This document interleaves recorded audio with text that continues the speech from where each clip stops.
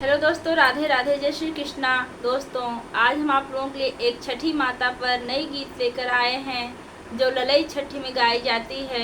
आप लोग वीडियो को लास्ट तक देखिएगा और जैसा भी होगा कमेंट में ज़रूर बताइएगा। सब सखी मिली जुली आवे सोहरे, सब गावे सोहरे, सब गावही हो मोरी छठी माई ललनाया मर कर दी हो पूजन तोहरा करब, पूजन तोहरा करब हो छठी माई ललनाया मर कर दी हो पूजन तोहरा करब, पूजन तोहरा करब हो।